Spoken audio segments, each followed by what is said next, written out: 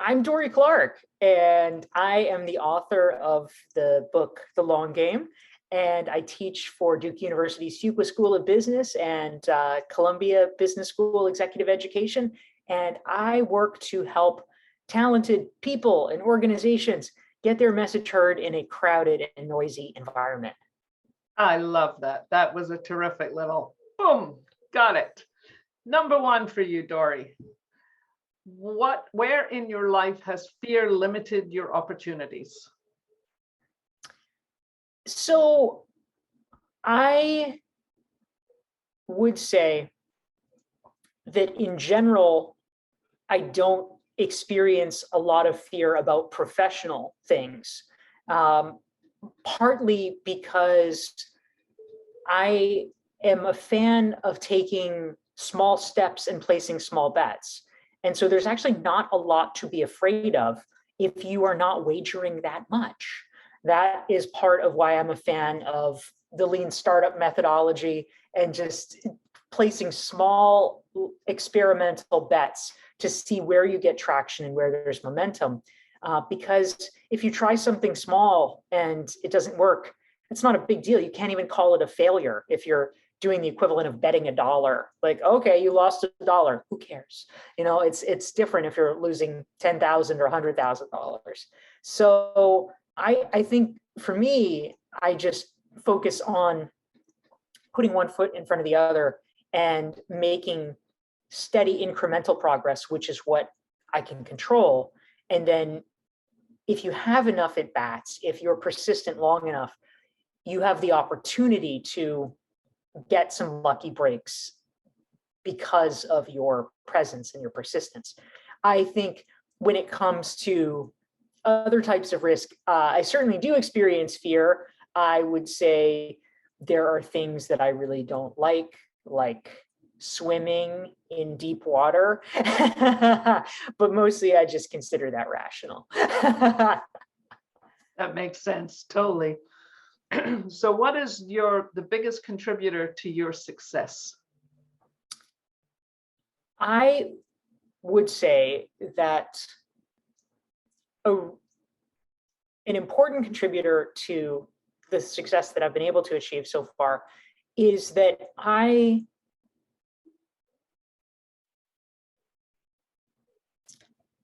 am really unwilling to accept other people's opinion of me as definitive.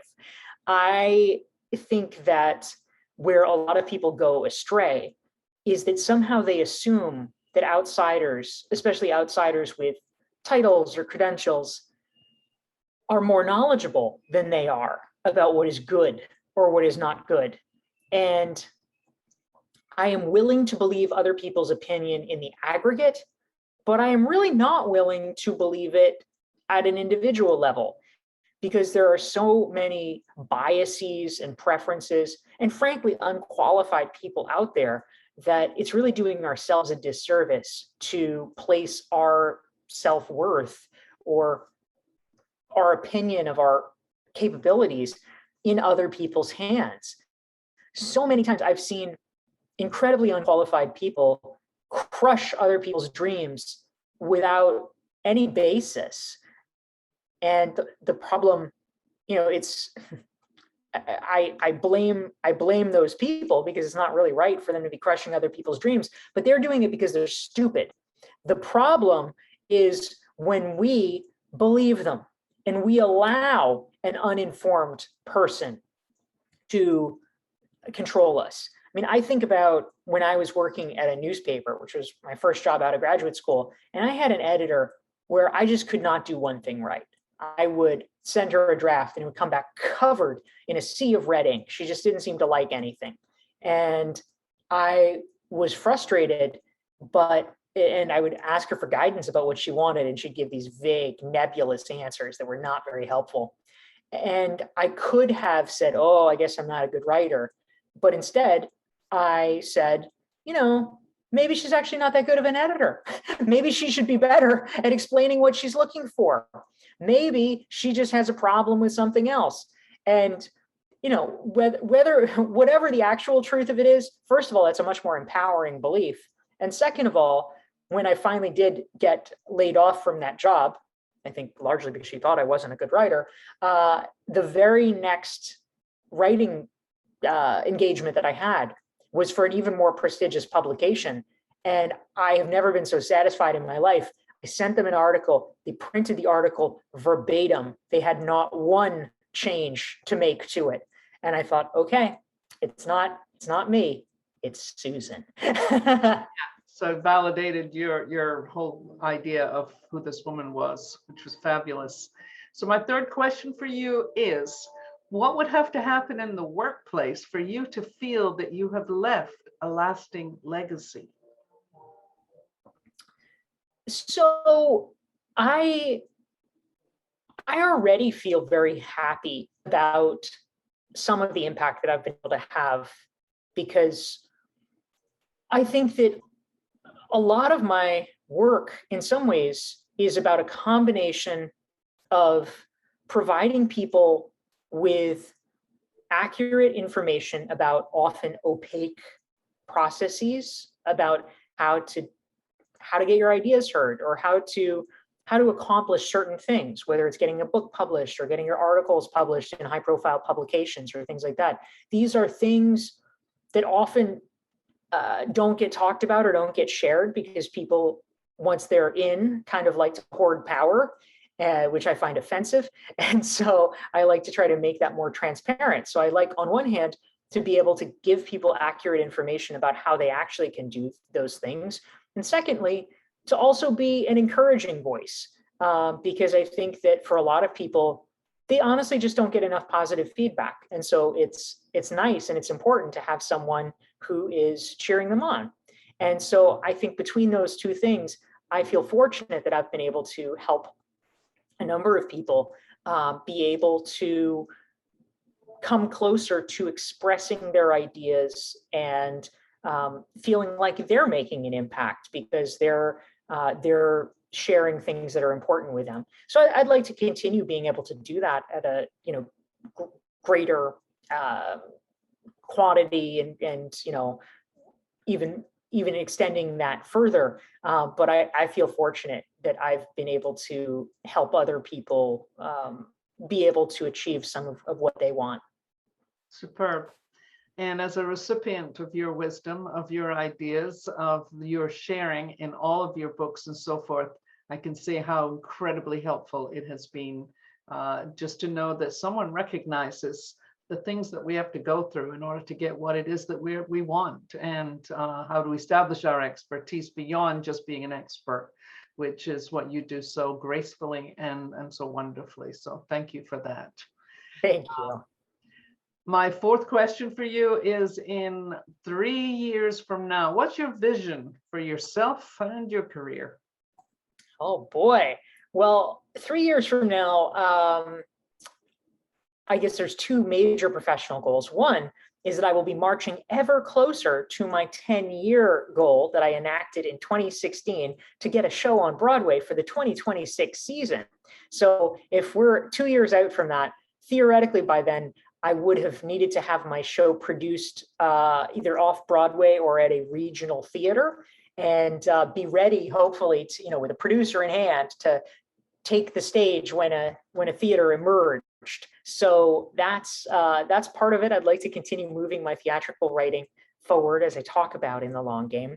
And then professionally, I would like to continue the march of what I'm doing. I would say the goal is not necessarily dissimilar, but it's amplified. Hopefully, fingers crossed, God willing.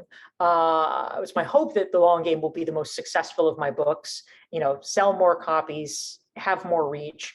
And as a result, that I will go from being, I guess, theoretically like a respected or well thought of business thinker, to hopefully being universally recognized as one of the preeminent voices. Well, so working toward the world domination. Well, you're well on your way from what I could see from the outside. So no problem on that one. And number 5, What is your fearless factor? Now, the key word here is fearless. What is your fearless factor? It is a great question. And just break it down for me a little bit more. Like, is that essentially saying, like, kind of what is the secret sauce behind why you are fearless? Yeah. Or like, how do you? One concept that you can say, if there's something in my life that allows me to show up. So for some people it's determination, other people it's resilience, some people it's just that can-do spirit. But there's always an element that allows you to, when the fear shows up or when the discomfort shows up, you go and take the extra step, and you're very clear about, that's what I do. I take the next step. What is that driver? Because I like to say, the bigger question is, why does fear matter to our success? And when we use fear, instead of having fear use us, and too many you have it use themselves, then the fearless piece kicks in. So it's not without fear, it's what we do with it. So good, so good. I would say my fearless factor actually is probably being gay. Because I think that something that I actually think of is really important for everybody to do and to experience, but not everyone is forced to experience it, is having to really get comfortable with the idea that the only judgment that matters is your judgment, and that other people might have a problem with you for their own reasons, but that is completely irrelevant. That you do not need to take that information in or give it weight, because you need to have an internal locus of control and really be self-directed about who you are and what you're about and what you're doing. And I think, ultimately that is a step in the progression toward, I think, being a healthy adult. But you are forced into it. I think most people eventually get there, but you're forced into it earlier on if you are gay, and hopefully emerge well positioned psychologically, because you really need to you brush up against it and have to sort of make a decision. Am I going to kowtow to other people's expectations or to what they want, or am I going to make the choice about what is right for me and how I'm presenting myself in the world? And so I think that I came out to myself when I was 13 and to the broader world when I was 14. So doing that early on, for better or for worse, sometimes you can probably be a little bit too self-righteously opinionated. But what I would say, on the whole, in a world that seems to take great delight at telling you exactly what it thinks, I think that more often than not, it is a benefit to really just not being concerned with what other people are thinking, and to be comfortable making your own choices. Yeah, and I would totally agree with you. I think, being comfortable with yourself and all the aspects of yourself is key to how well you live your life. There's no question about that. As you know, I have a daughter who's gay and just got married. Yes, Mazel. So exciting. I love the picture you posted. Yes, they looked absolutely amazing. But recently they went through top surgery, which is something they had wanted for many years, including from when they were a teenager. And that was a big deal in their life, and in the life of her partner too. And so I had nothing but great respect for that decision, because that was them claiming themselves. Is who I am. And I love that song from Broadway, This Is Me. Yes, it is truly, how do we all show up? This is me, and you take it or leave it. we don't care. Because it's not about you, it's about me. So I Yeah. love everything that you just said. I think it was absolutely perfect.